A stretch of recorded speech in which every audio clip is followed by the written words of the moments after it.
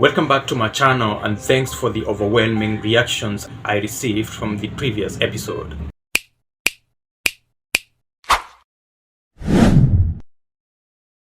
In 1979, a German physicist called Albert Einstein devised what is now called the elevator experiment, in which he dreamed up the idea of having an entire physics laboratory inside an elevator. The results of Einstein's experiment was nothing less than the principles underlying the so-called general theory of relativity. Now, supposing one were in an elevator with no contact to the outside world. As the elevator goes up, one could not reasonably determine whether a ball was being pulled down by gravity or being pushed up by the elevator. We have two guns here and here that are aimed in a straight line trajectory to the capture bags over here. And the bullet can only get into those bags if it follows a straight line trajectory from the standpoint of the elevator, somebody inside the elevator. Otherwise, there's a barrier here which will prevent the balls from reaching the capture bags. We can demonstrate that by firing the guns now at rest and see what the effect is.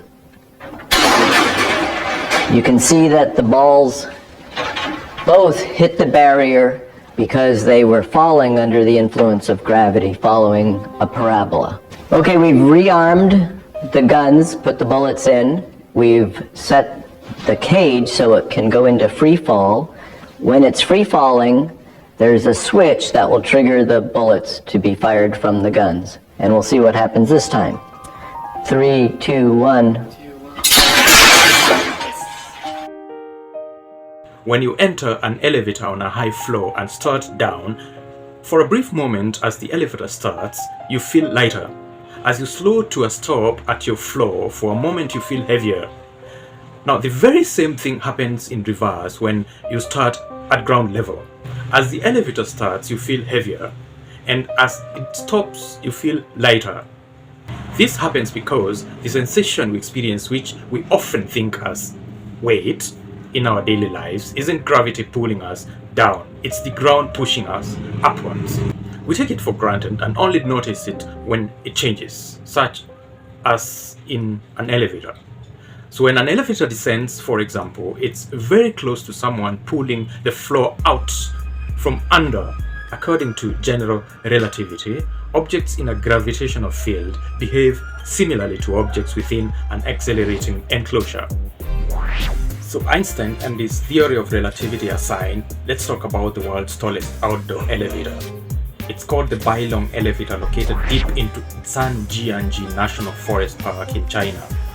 As of the year 2023, it is claimed to be the highest and the heaviest elevator in the world.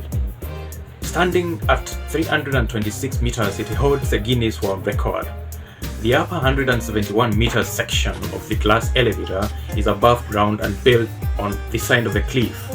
The Bailong elevator was opened to the public in 2002, and there are 3 glass-faced double-decker elevators that take passengers up and down.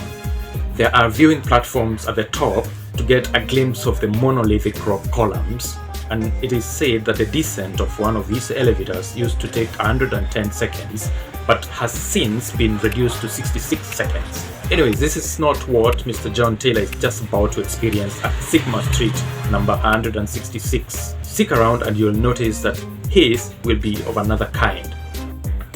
Survive tells it all.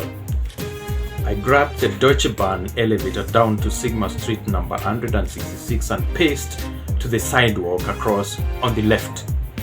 3 minutes elapsed. In pursuance, I strode in the direction of the UPS store. 4 minutes swept by. Sure-footedly, I went up the first staircase, first floor. My eyes scanned about, catching no danger. The sniper was a patient man. As to the subject of crossing lines, courage was nourishing ingredient. I glided stealthily, surveyed the second floor and ventured to the third. 4 blocks above, I stormed into a vacant cinema chamber and made through the exit on the extreme right. The streets had swelled into a pell-mell and bustle of haste. The southern wing corridor of the hall took me to the washrooms. I flung the door open, made straight to the sinks and drew my gun. There was an awkward hour of stillness in there. Imaginations began to play tricks on me. My face stretched out taut in alarm as though it were on tenterhooks. The mere thought of the B&D weighed on me like a lead albatross about my neck. I disarmed my .600 and stripped it up. Off I took my jacket. Out of it, I cut a little piece and wiped off the gunpowder residue. "John, is that you?" A soft voice broke the silence. "You could have gotten killed out there. You just can't play Spider-Man at a speeding icy heat train." I lounged flat against the wall. But that voice was a familiar one. It was Amanda, the last stain that should be bolted into the Shandui miseries and to endure if my wish was to survive one more day. "What the hell are you doing here, Amanda?" I asked. "I work here," she said. "Phew, drop it already." She approached me in a pleasant catwalk before I could venture further. Previous successful experiences decrease averseness to risk. "Yes, I do," she said. "I manage the box office." Evading detection, arrest, and death was key. It was my modus operandi. My folly of judgment, am I right, Amanda? "Sir," she said, "if that satisfies your instincts."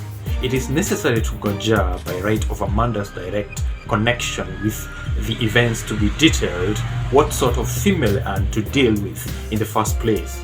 Does it by any chance, Amanda, ring a bell that you have got a killer upstairs and that impenetrable calm should be played at with such confidence as you seem to enjoy right now? "Most certainly, sir," she replied. At that, I started briskly, first and middle fingers upon my lips. "Very well, then I assume I'm justified if I should request that you consider coming out clean. I don't like particularly killing people, miss, but I'm very good at it." "Well," she said, "it's complicated, John." I confessed for the same reason that I assumed Amanda's statement to have had foundations of truth that her presence was not to be trusted. And let me impress the shock into which I was submerged by the direction to which the events had taken. Ladies and gentlemen, I come to the end of my today's episode. Please hit the subscribe button below to support the channel. Goodbye. Up until the next one.